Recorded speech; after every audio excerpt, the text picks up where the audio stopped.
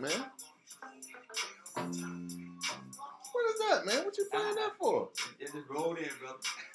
Man, what? Man, no, man, don't be rolling nothing in on my show, man. If you want to play, man, you play on that before I get on, man. You want to start playing? I know who it is, man, but this ain't they show. Look at I don't know about no staple singers, man. What you doing, man? Nah, bro, nah, bro. You can't do that, man. On my when it's my time to shine, bro. It's my time to shine, man. I don't want to hear about no staple singers, Mavis, Marvis, or nobody else, man. I want, man. Nah, bro. Nah. We don't want none of that, man. Good evening. Good evening. This is your host, Joaquin Thompson, coming to you live from, what is it, Lilburn, Georgia. Come on now. I'm your host of the Daily Bread Radio Show, Joaquin Thompson Sr. This is episode 83. And this is the last episode before we get into 2019. And that's powerful. That's powerful. Hey, man, that in itself is powerful. I mean, the fact that I stood the test of time for 2018. Went all the way through 2018. Started off at, the beginning of 2018. Went all the way through. Went all the way through to the last Thursday before we go into another dimension. So, with that being said, it's an honor and a privilege and a pleasure to be with the listening audience again. I want to thank everybody that supported me throughout, 2018. Everything that, just all of the energy that everybody has poured into me. Either tuning in to the broadcast, sending me emails, texts. I'm running into people in the street. So for those of you that are joining for the first time, again, my name is Joaquin Thompson Sr. I'm the host of the Daily Bread Radio Show. And the Daily Bread Radio Show is a show that's about personal finance. That's all we talk about is personal finance and all the different aspects of personal finance. And you may be asking yourself, like, well, personal finance, what does that cover? That covers everything. That covers everything from where you live, what you eat, what you wear, what you don't wear, what you drive, where you vacation, where you don't vacation. I mean, from birth to transition and everything in between, from birth to transition. I mean, what hospital your kids are born in, what care they receive, what schools they go to, all neighborhoods you live in, neighborhoods you don't live in, all of that's tied back to personal finance. So, it's going to cost you money. So a lot of times people don't want to talk about money, but I'm like, we need to talk about it. I mean, it's like anything else. If you don't talk about it, you can't get better at it. So there's no need of, putting yourself in a position where you like, I don't want to talk about that. So we need to talk about it. So on the Daily Bread Radio Show, that's what we do. We're charged with talking about it. So we talk about personal finance every week, 8 to 9 p.m. We're on DKM Radio. We're on Facebook Live. We done expanded. We're on YouTube Live. We got the website, dailybreadradioshow.com. You can go there. We got the blogs. We got previous shows. We're just giving away information because we feel like it's important for people to be educated, motivated. I said motivated. What is that? Motivated, and elevated. I was rushing through it. It's motivate. It's educate, motivate, elevate. EME. Educate, motivate, elevate. Educate, motivate, elevate. That's all we do. Educate, motivate, elevate. It's that simple. Educate, motivate, elevate. So, I mean, it's been every week I think about what I could be doing. Am I on purpose? Is this what I'm supposed to be doing? And every single week, I get a resounding, I get a resounding yes. The other thing about the Daily Bread Radio Show that sets us apart is this. We do everything from a spiritual perspective. Everything is tied back to the Creator, which is God. But we don't do religion. Spiritual based, but we don't do religion. Because when you get into religion, things start getting, they can get funky. Funky. They get gray. People get all, I know what you're supposed to be doing. I'm Jehovah's Witness. I'm Baptist. I'm not. God said you're supposed to do. Yeah, God, they'll take the word and spin it. And I always say, hey, We only got one. We do this, we point up that one though, that means it's just one God. So no matter what language, nationality, creed, color, everybody understand that. Just, that's it. Just our Father. That's it. And so we want to keep it there. So tonight we got a very special show. And before I go forward, a couple things I need to make sure that I do, which is to tonight's show. I wanted to make sure that I started it off with just take a brief pause and say tonight. So, and this is the power of being able to, you know, have your own show, have your own. You know, you don't have to ask. So think about. I mean, tonight what I want to do was this is episode 83, and I want to dedicate this to one of my chapter brothers of Omega Psi Phi Fraternity Incorporated. This past weekend, unexpectedly, he passed away, and he entered Omega chapter on last Sunday night, Monday morning. Very unexpected. Brother was only 42 years old. So I'm dedicating this show to the 6. He was a 6. I'm a 6. He was a 6. So I'm gonna dedicate this to Jason Russell, 80 Omega chapter. I'm gonna send out special prayer to him and his family, that God will continue to comfort and strengthen them as they go through this period, because like the scripture says, nobody knows the time or the place. Yep. And he will come as a thief in the night. And just so happened last Saturday, our chapter was having a toy drive where we were raising funds and toys for underprivileged kids. And he was in attendance at that event, and then the next day he was gone. So it just goes to show that, you know, we use, and sometimes we use terminology, and sometimes we can use cliche to say, oh, nothing's promised, tomorrow's not promised. But we do it in a cliche type of way, because the way that we act like tomorrow is promised, like nothing can happen, like, oh, it ain't a big deal. It's a big deal. It's a big deal, and we need to get to the point where we, you know, are more reverent about the time that he has provided for us, because, you know, like I said, this brother was 42 years old. I'm 51. I'll be 52 in February, you know, Lord willing. And so that's 10 more years that God graced me with, that he had a different plan for this brother's life. So I want to make sure that, you know, I stay thankful. I want to, you know, bless his family, keep his family lifted up. I have another, you know, frat brother was in a serious auto accident. I want to keep him in prayer as well, and hope and pray for his speedy recovery. That's Chris Nobles. So we're going to keep him, you know, in prayer. But tonight's show, I'm dedicating it to the memory of Jason Russell. So that being said, got some really, you know, on point topics. Man, why you got that so light? What you turn on the bright light? Nah, bro, that thing too light, man. Making me look light skinned or something, man. Ain't nothing wrong with being light skinned, but I'm not light skinned like that, man. You got it all. Come on, man. Tighten up, man. Tighten up. We going into 2019. Tighten up. Tighten up, man. Tighten up. We got a lot of work to do, man. So you got to tighten up, bro.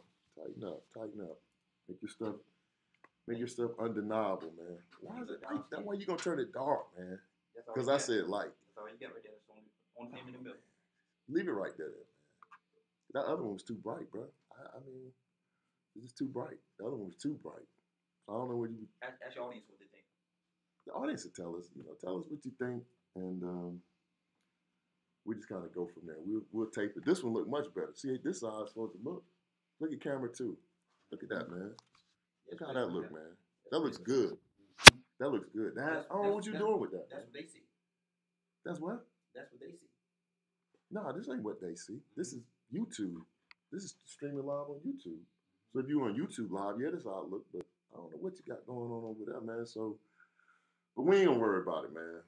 We ain't gonna worry about it, man. If that's what you want, if you want to be like that, man. If you want to be like this, you know what this remind me of? The Pittsburgh Steelers. Oh, here we go. If you want to be like Here this, we go. if you want to be like this, talking all that trash, oh, that is that. If you want to be like this, man, and now you got to depend on another man a man depended on another man. Now, just so happened that Lord, this is Wally Amos, and you are listening to the Daily Dread Radio. It's the best.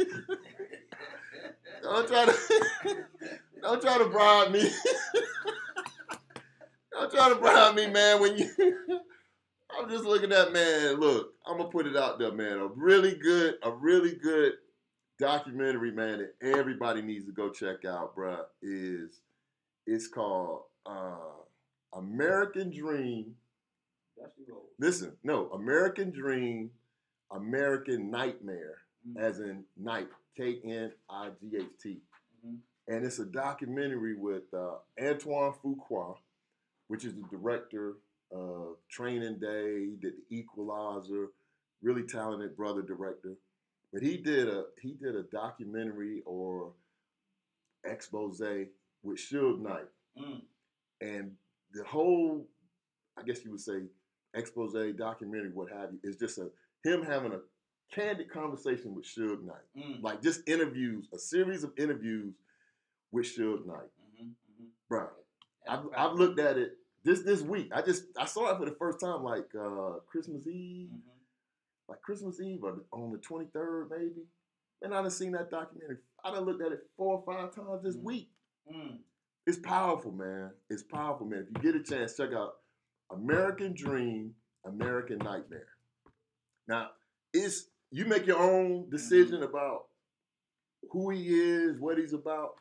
But if you sit down and take the time and dissect what this man is, what his recount of how he started Death Row, what happened with Death Row, and the people that he helped, because we always hear about the negativity. And that's the thing about life. We love to promote negativity. Yep. Like negativity spreads like wildfire. You know, oh, guess what happened? Oh, she on crack. Man, guess what? He got caught stealing. Negativity spreads so quick. But the truth takes a little while longer. The truth it's slow. But the thing about the truth, you can stand on the truth. Truth is undeniable. No matter how long you go, no matter how long you come back to, like what happened in '88? Remember when we was out? The truth, you can stand on the truth. And this brother, man, and I'm sure, just in fairness to everybody, I'm sure he probably did some heinous things, some crazy, he's in jail right now on a murder charge. So I get it, but everything that he did wasn't bad. Because some of the things that he brought up made a lot of sense, and a lot of people who are not old enough to remember.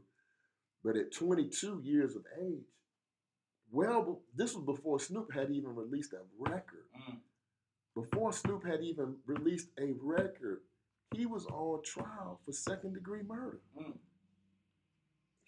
didn't say he was charged. I said he was on trial for second-degree murder. And he was looking at a life. If convicted, he would have got life in prison. So Snoop. So all that stuff that he accomplished in his career could have been washed. Could have been gone. And the thing about that is this. Who put up the money for his legal defense? Who put up the money for his legal defense? So I ain't saying I was there, I know. I'm just saying, check it out. He made some good points. He made some poignant points about manhood, loyalty, commitment, and the way that we operate with each other. So I would say I'm just recommending everybody. And it's a business, and of course it's business, because if you go back and think about it, he made Death Row. They said they sold almost 100 million records. Death Row. But here's the thing, how long was Death Row out? Less than 10 years. Like 7 years. 7, 8 max, right? 7, 8 max. It was a factory, bro. 7, 8 max. That's a factory. 7, 8. But I'm saying to amass that amount of success in 7, 8 years, and one of the big points that he made also was that Death Row they never even dealt with no drugs. And he said the government was constantly after him trying to say it was a drug enterprise. They showed this. Now I'm not going to tell you the documentary, but this is something for us to think about. One episode or one point that he made was this. They raided his office with 100, listen to this, 165 law enforcement personnel. State, local, Fed, I'm talking about DEA, Sheriff's Department, LAPD. But here's the thing.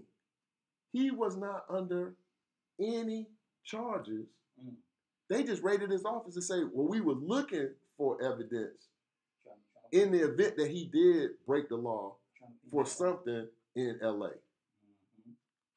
100, think about that, 165 people. So, and that one ties back into the book of the week from last week, The Art and Science of Respect, the memoir of Jay Prince, which was the founder of Rap-A-Lot Records. You gotta read that book. It's a must read. You gotta read that book, man. So, and they tie it together. So if you read Jay Prince's memoir, The Art and Science of Respect, and look at the Suge Knight documentary, you'll see that whenever you can fact check things from different sources, then the likelihood of it being a lie is minimal. Because two different people are saying the same thing. So if you can kind of connect the dots, then that's what it is. And you may be out there scratching your head like, what does that have to do with personal finance? It has everything to do with personal finance.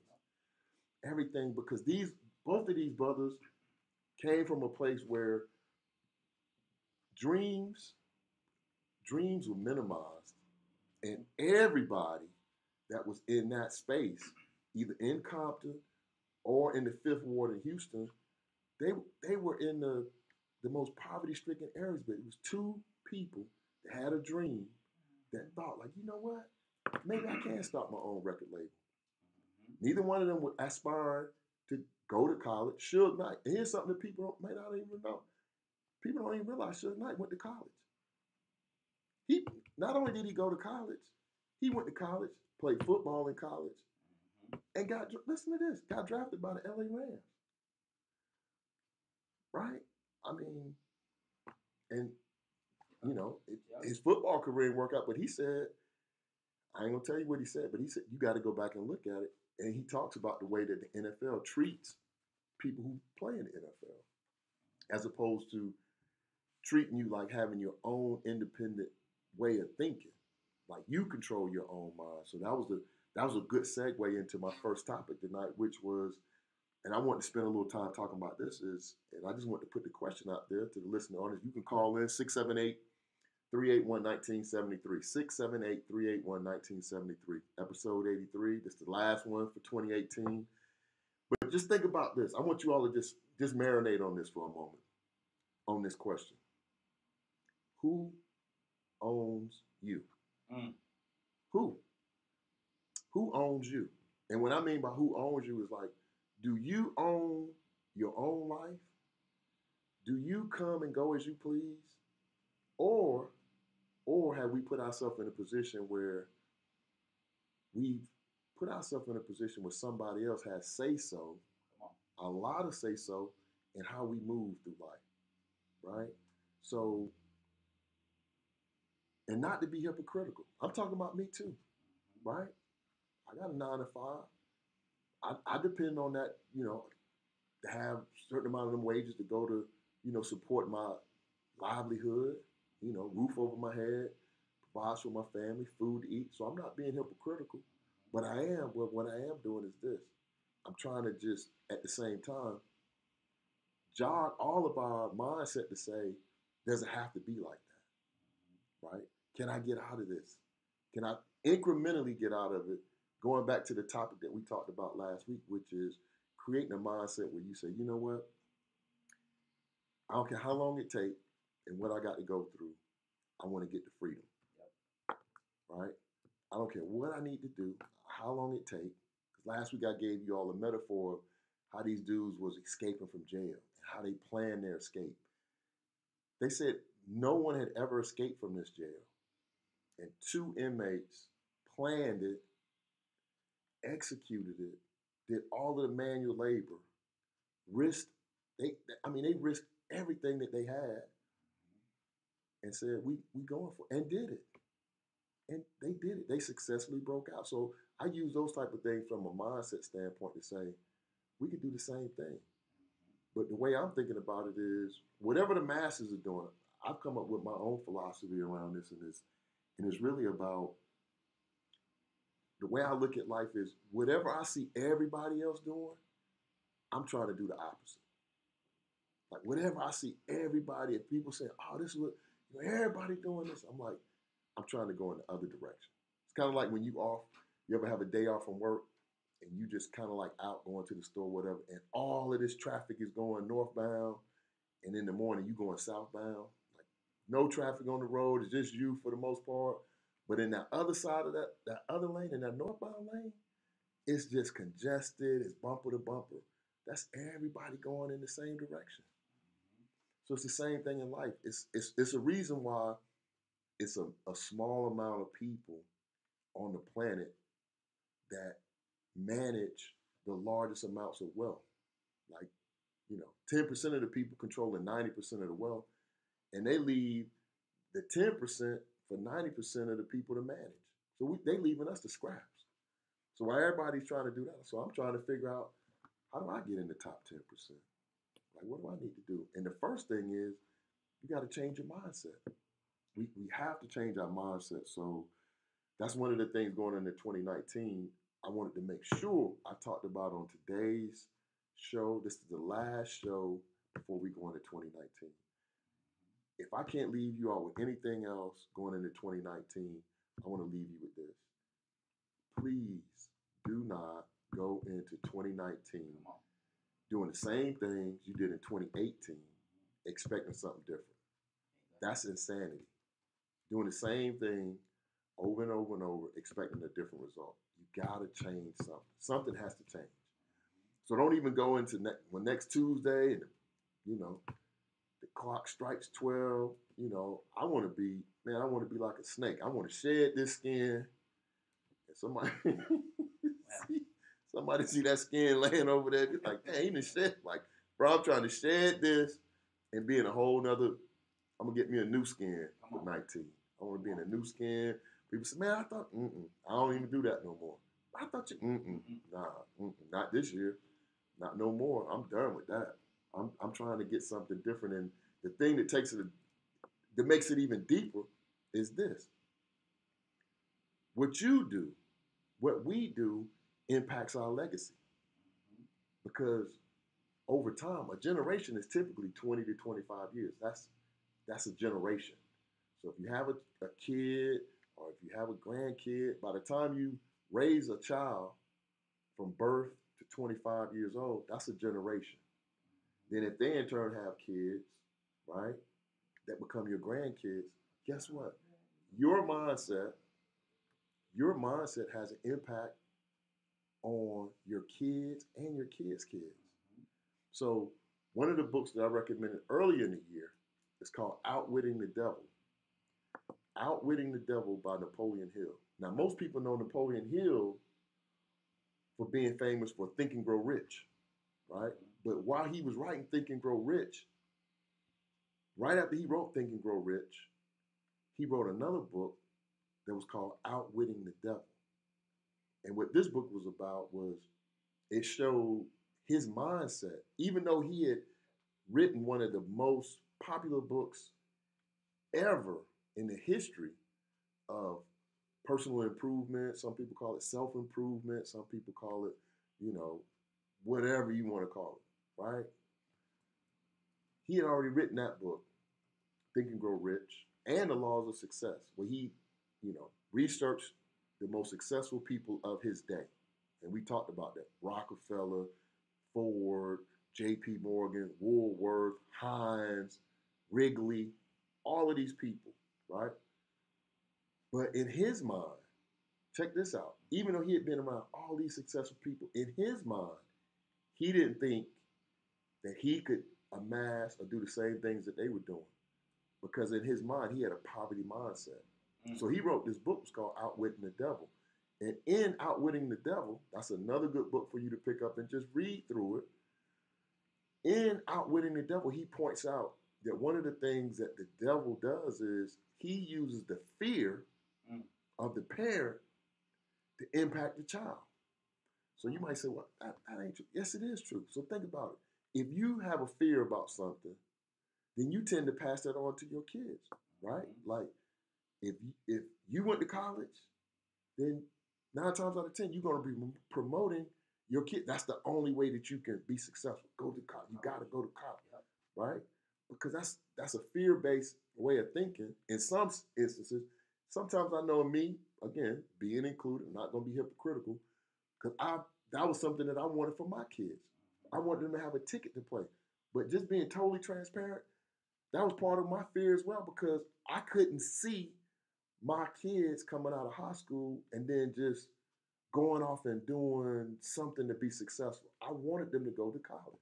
But that was part of my fear. I put that on my kids. Where it's people out there that didn't even think about going to college, right? That are more successful than I am. And now they're teaching their kids like, yeah, you go to college, but you don't have to go. You can do something different. So I'm saying all that to say the way that we think, the things that we do, and especially the way that we act, because our kids watch what we do and they observe the things that we do and we don't do. And they learn from what we do. And then our grandkids learn from, I got an 8-year-old grandson.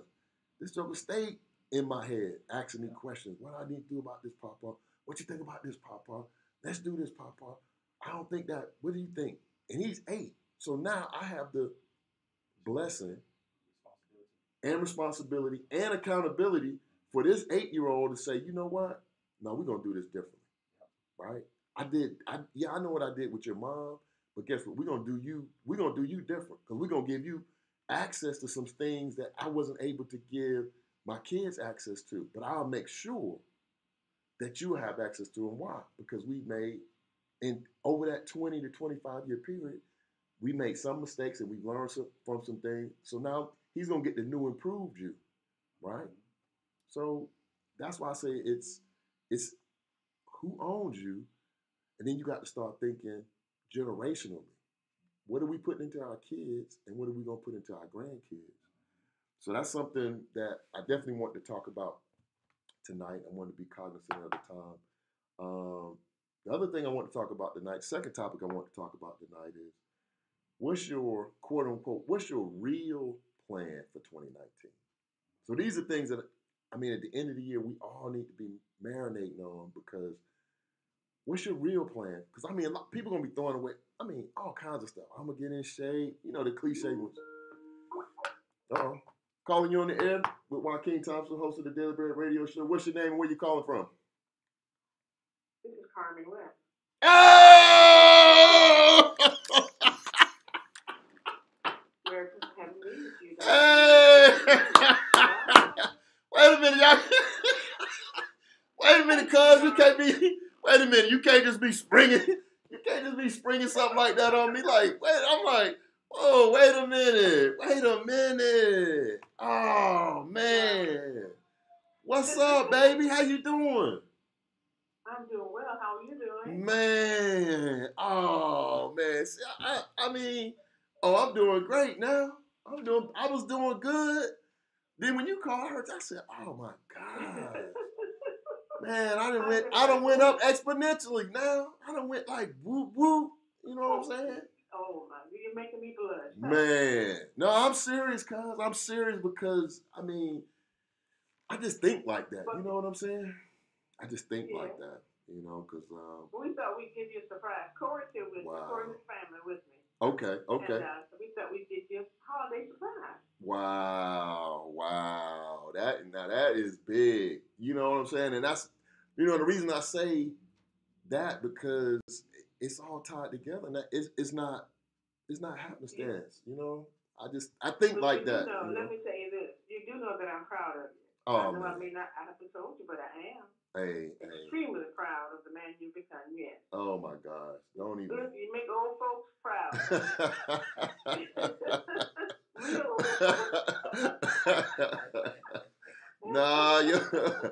No, but see, that's what I was just talking about, because people like you, people like my mother-in-law, people like my father, people like my mom, the things that y'all set in place, we're the fruit of that, right? This is, like, you all were planting seeds back then. Like, look at these little jokers running around, hard-headed with a little knuckleheads. Now, we was I mean, you done known me all my life, right? So I mean, you done seen me from just a little jit. You done seen me in elementary. Yes, You done seen me in God. middle school. Yes. You done seen me in college, and now I'm almost 52. And you, I mean, Oh my gosh. yeah, I know. That's what I said too. Look at That's what I said too when I thought about it. I said, oh my gosh. I can, hey, look, I got to throw away my Timberlands. I just got another pair for Christmas. I'm going to keep wearing. They're going to be like, man, they be telling my kids, man, your dad needs to start wearing them Timberlands. I love it though. You know what I'm saying? I don't know how to act my age. One thing, get back to your show, sweetheart. I just wanted to say, let's know that we're very proud of it. I love you. Okay, darling? Hey, I love you too. Give the family my regards. You guys do a group hug for me, all right? Oh, no doubt. No doubt. No doubt. And happy holidays. Just for you. Oh, I appreciate it. Appreciate it, cuz. No, I don't want to spoil it. I sent you a gift. I don't want to spoil it. Okay. All right. Goodbye, darling. All right, y'all have a good one. All right, love you too, baby. Bye-bye. Bye-bye. So, I mean, that's just, that's what it is, man. This is my cousin, you know, I would say on my wife's side, but these are double cousins, so I'm not going to go into that, but just know that she raised me. She was one of the people that instilled a lot of stuff. What I was just talking about. What's your real plan in 2019? Because, you know, a lot of people have cliche, lose weight, I'm going to make more money, I'm going to pay off some bills, but it's just you know what I'm saying? It's not enough to move you. You got to have a real plan in 2019 where you like literally saying, you know what? It has to be so big and it has to be so bold that you need God to step in to help you get this achieved, right? That lose weight, that, you know, make some more money, that's you know, like a whatever.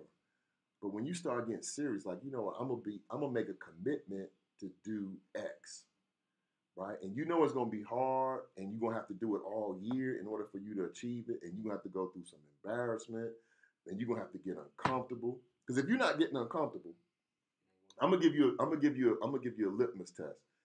If whatever you saying you're gonna do in 2019, whatever it is, right? Of course, I'm hoping you at least wrote it down. So just say you wrote it down and you reading your list of things you're gonna do. If you reading your list of things that you're gonna achieve, and you don't feel a certain amount of angst, or if you don't feel anxiety around it, or if you don't feel like, man, they're gonna think I'm crazy, man. I don't know how I feel about this. If you don't feel that, it ain't real. Because that means you're just trying to do the same things you've been doing up until this point. No, you got to get uncomfortable. You got to get real uncomfortable in order for things to change. Because that's when things change in your life. When you get uncomfortable, right?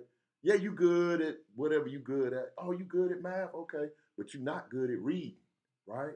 So this is the year where you're going to have to be like, you know what? I'm going to stand up in front of everybody and I'm going to recite whatever, right? You got to put so that way you get scared to the point where, you know what? I need to practice.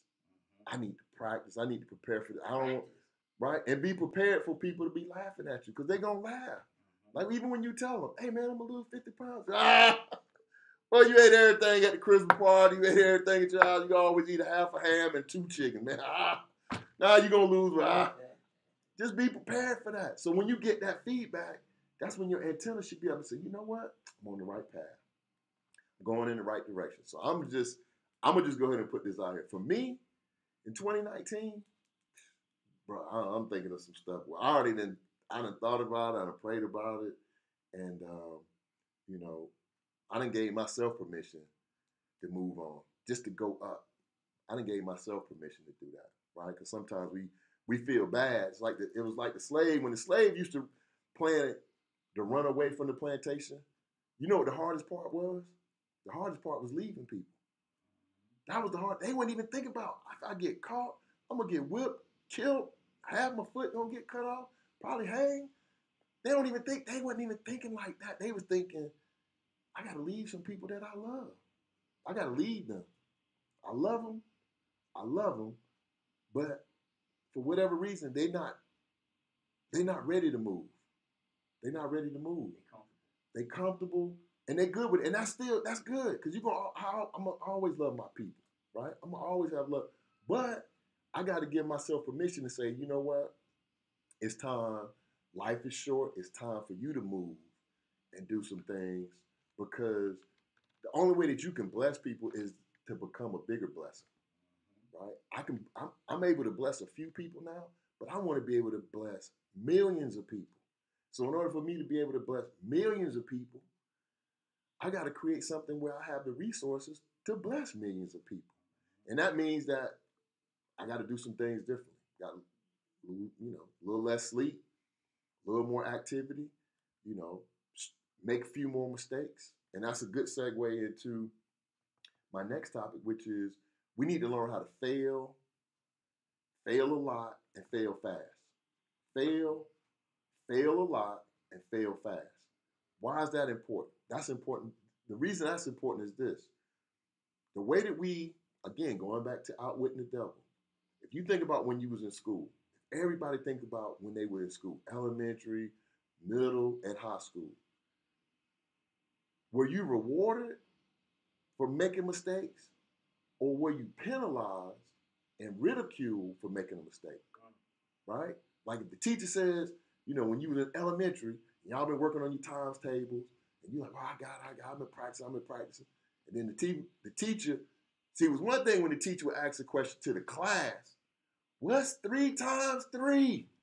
Then you could be like, you could look around, be like, shoot, I know the answer, but she ain't called me, and I'm sure, but I'm not. Is it 12 or 9?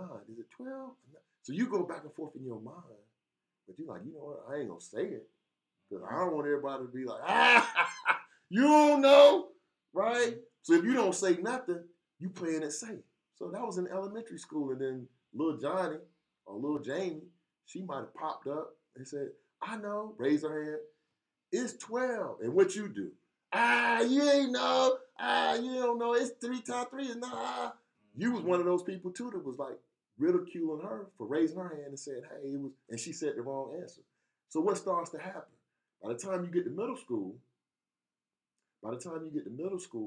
same thing happens, but it gets a little different in middle school, right? Even in elementary, but in middle school, what happens is what? What was one of the dreaded things that would happen to kids when you was in middle school? Call on you, Johnny.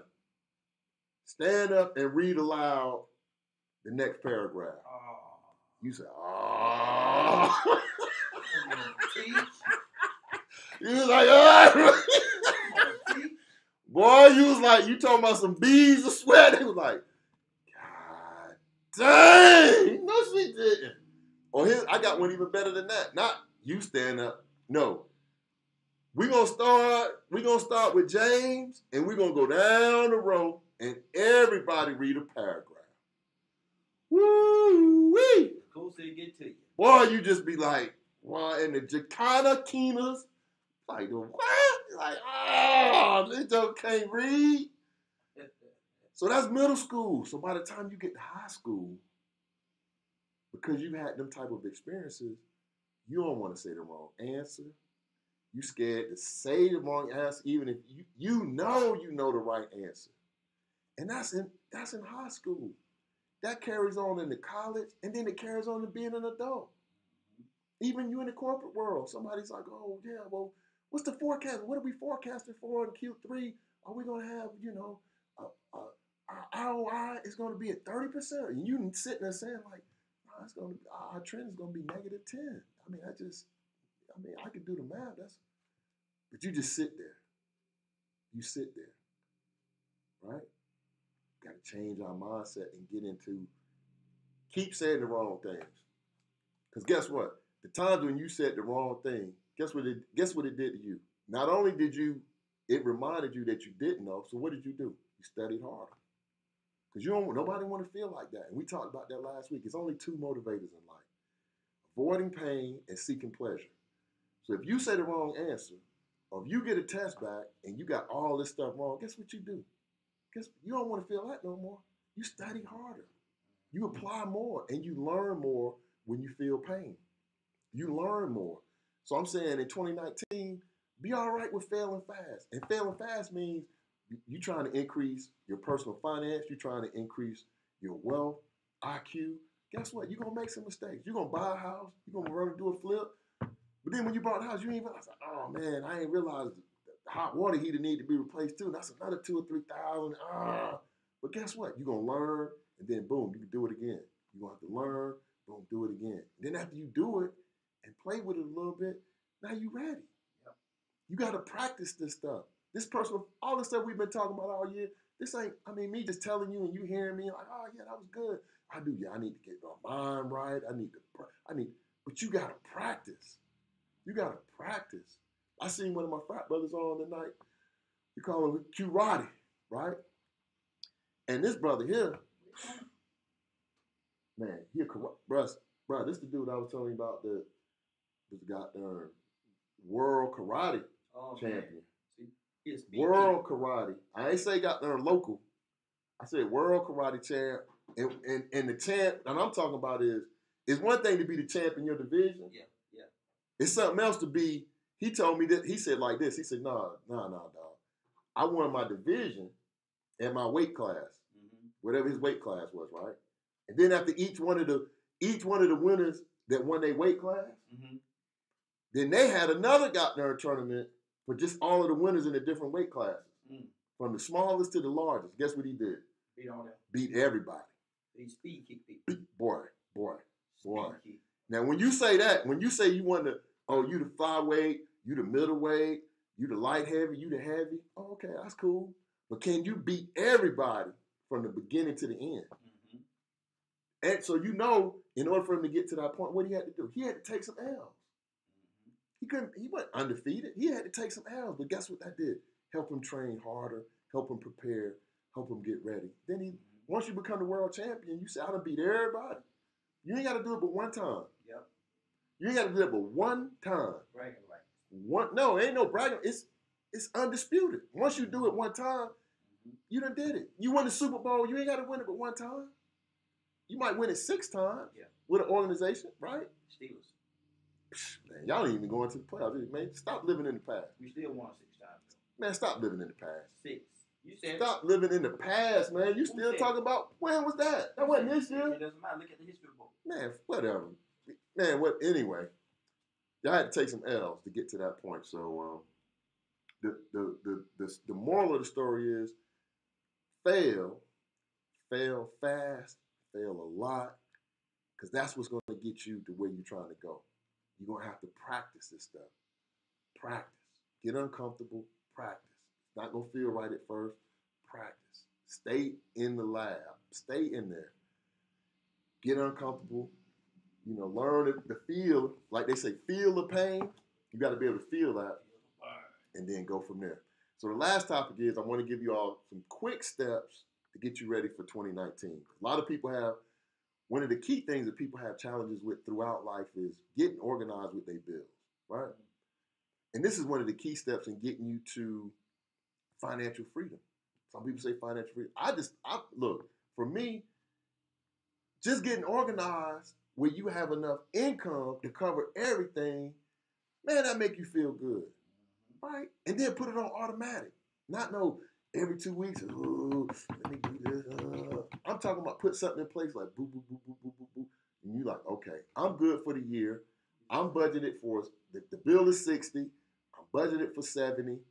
It's going to cover everything. And every month that bill comes is 60 and you putting on 65 or you putting on 70 just to make sure, that's what you end up with, a surplus.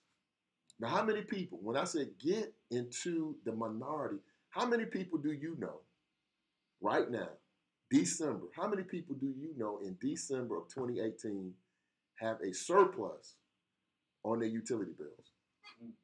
I said a surplus, meaning you getting your bill and you got surplus on your electric bill for next month. So before the bill even come out, you already got it paid, right? Not looking to pay it, not in jeopardy for getting cut off and all this foolishness. So I have something that we developed. I developed this process, man, probably 15 years ago now. And what you're going to need for this, don't let me forget the book of the week. What you're going to need for this, and I'm going to give you all a short version. You're going to need to go out and get you one of these, desktop calendar. I'm going to give you the short version of how to do this. This will change your life.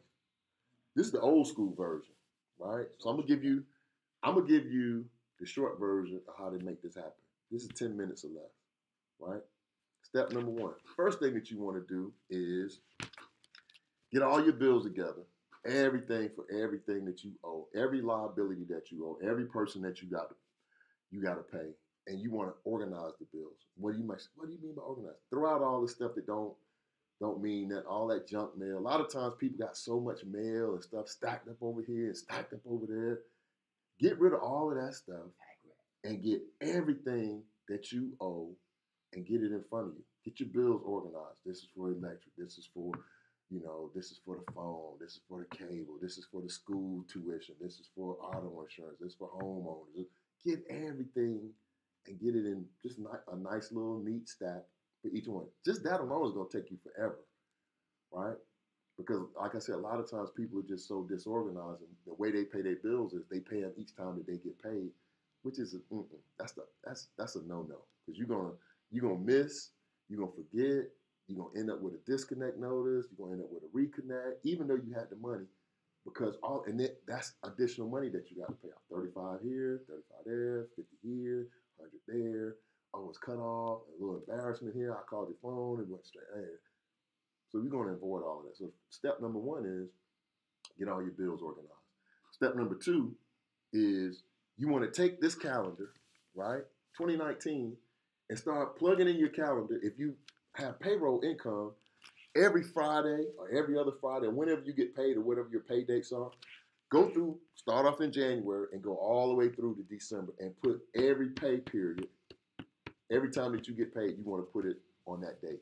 So if you're starting off on the 11th of January, say you get paid on the 11th, then you go on the 11th, the 25th, and then you flip it over, and then you want to go into February, do the same thing, and then into March, and then into April, and May, go all the way through to December. Payroll. Why is that important? It's important because then what you're going to be able to do is you're going to be able to place your bills due dates in between your pay periods. So either the first check is going to cover it or the second check. But either way, you're going to be covered. So the next step that you want to do is you want to take each bill and list it in the margin. Don't put it on a date yet. Just list everything out, right? You just want to list everything that you have from a liability standpoint in the margins on these calendars. The reason I recommend a desktop calendar is because each month you have a couple of blocks, or some of them even have a margin that don't have dates on it, but that's just room. See, like here, these are days that are coming from the previous month where you just list out your bills, right? You list all of them out for that given month. That's step 3. Step 4, what you want to do then is you want to take each one of those bills and put it on the corresponding due date, right? So if you say if you got a water bill and it's due on the 9th, right? So you take it and you put on the 9th of January, you put water bill and put them out.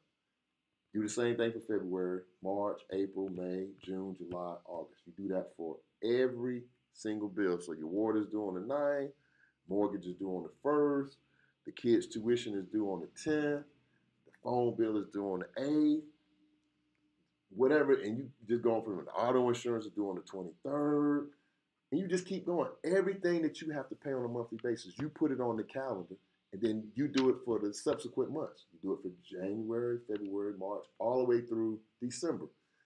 Now, once you do that and you have everything on your calendar, you just want to make sure that you repeat it for each liability. Now, here's the trick to it. Here's the caveat. Once you get everything on, you'll be able to go back and you look at the step where you put on your payroll.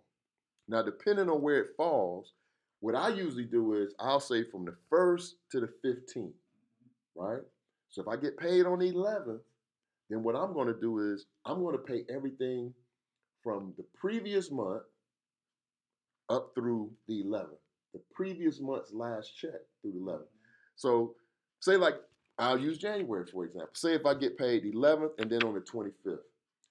The check that I get paid on the 25th, that's going to cover everything from the 25th, and then you flip it over to February. So you're not going to get paid on the 1st, you're going to get paid on the 8th. So from the 25th through the 7th, everything that's listed on my calendar, I'm going to pay it with that paycheck. Now, here's the thing about when you get what you'll learn about your paycheck. Even though your paycheck may say your net income is $3,000, $4,000, $1,000, whatever that number is, right? That's not really your paycheck, right? What you need to do is once you do this process, you list everything out, you add everything up. So say you get $1,000. I'm gonna use small numbers that everybody can, relate to, right?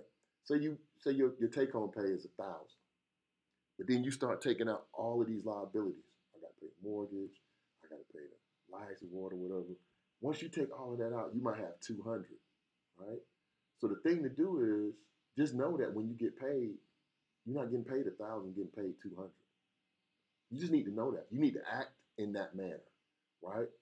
But what do we say the number one rule is? This is just called a bill payment system. So once you set that up and you set everything and you put it in motion, then what happens is the next step, the last step that you want to do is get automated, right? David Bach has a very good book. It's called The Automatic Millionaire. The Automatic Millionaire. So when you get automated, what happens is this. You have all of these things on these due dates. You go into your bank, your banking system, right? Whoever you bank with, they have a bill pay section. You take your bills, say if your water bill is $100, right? You take it, so if your bill for the month is $100, what's that? And you get paid twice a month. You just put 50 on the 11th, 50 on the 25th during that time period. So you need to be budgeted for 100. So you just go into your bill payment area of your bank, pull up your water bill, put 50, reoccurring every 2 weeks, 50. So that way it'll automatically come out of your account and go to your water company. Do that with all your liabilities. If the cable bill is 100, 50-50. If the tuition is 300, 150, 150. If the phone bill is 200, 100, 100. You set it up like that. Now you funding it with your paycheck. So now, what this does is this is called forced discipline. And what I mean by forced discipline is this. Now you can't be going into your bank account just willy-nilly spending money, because guess what? When you have these things on automatic,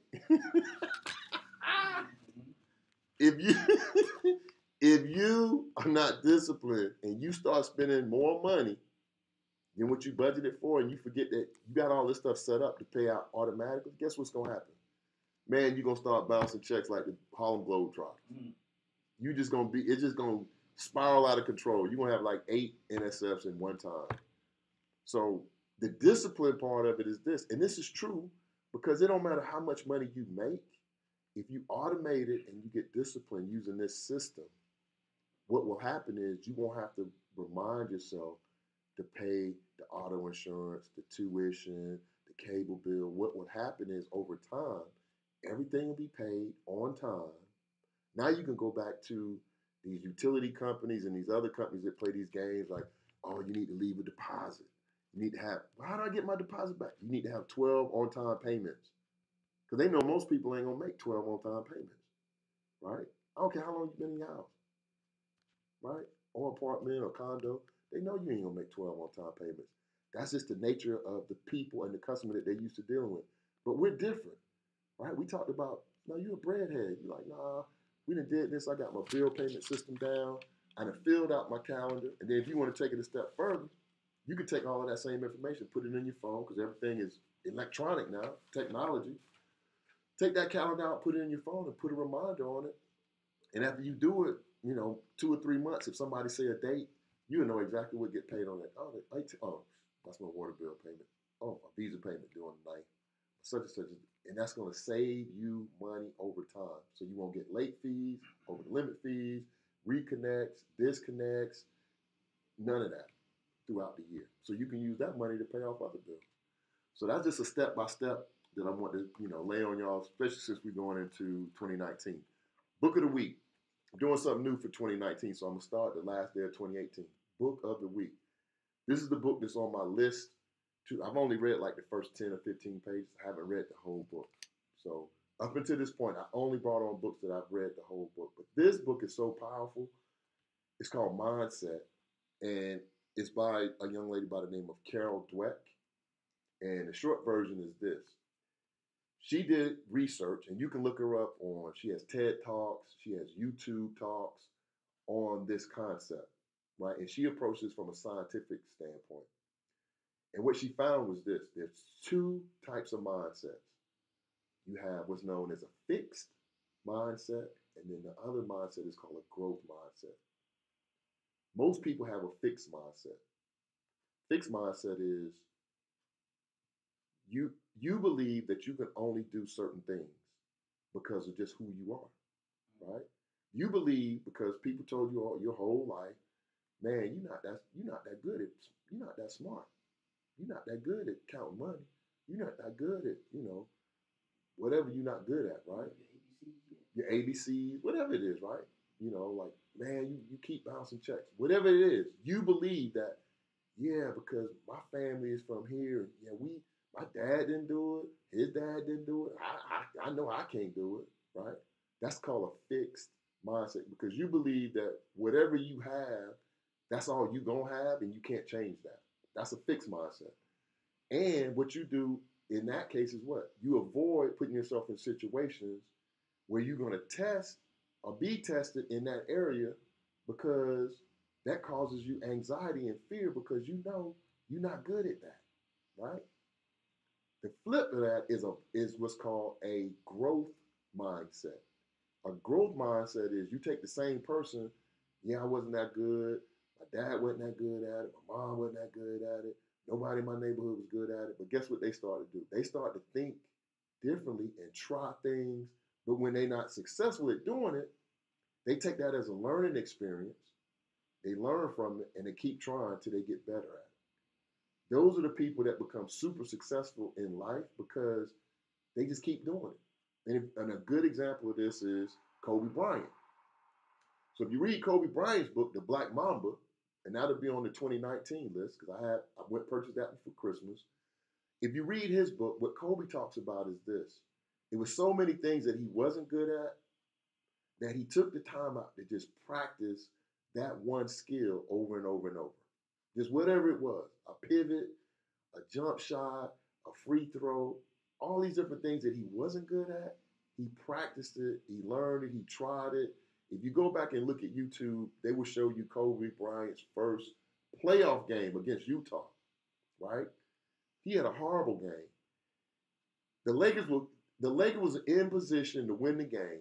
His kid was rookie, 18 years old. Kobe took the last 3 shots of the game. He took the last 3 shots. He took 2 threes and had 2 air balls. And they was in the game. They was only down by 2 points. He didn't even pass the ball. He was an 18-year-old rookie. Everybody was like, oh, they was getting on him. He should have did this. But that summer, the whole summer, he just practiced shooting threes the whole summer.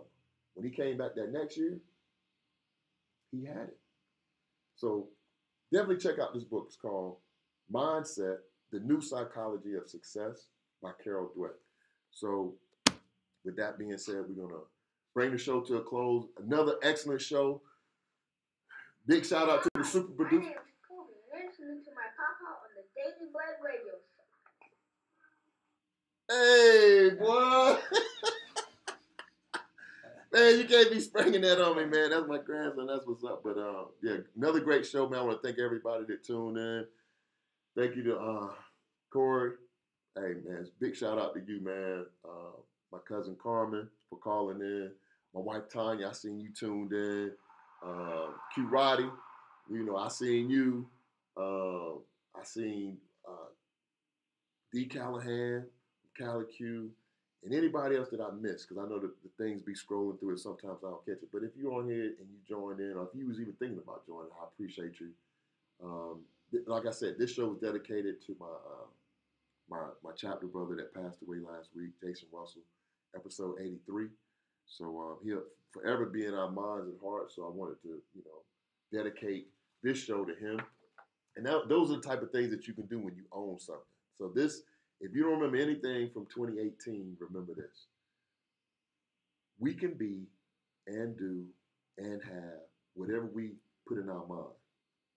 We can do, be, or have whatever we put in our minds. The quote for 2019 is this. This is the quote for 2019. Do something you've never done before. See something you've never seen before. Go somewhere you've never gone before. And become the person that you've never been before. That's the quote for 2019. I'm going to thank y'all for joining. Y'all have a prosperous, blessed, and safe new year. I'll see you all in 2019. I'll be right. Man, you're going to get us thrown off, man. You know them people told we can't be playing? You got 10 seconds. This is my theme song, man. Cut it, cut it, cut it, cut it. Cut it, cut. Oh, now I own this. I own this. This my. You can play that all night. Hey, boy, I love y'all. I can play this all night. Ah. How you do a thing?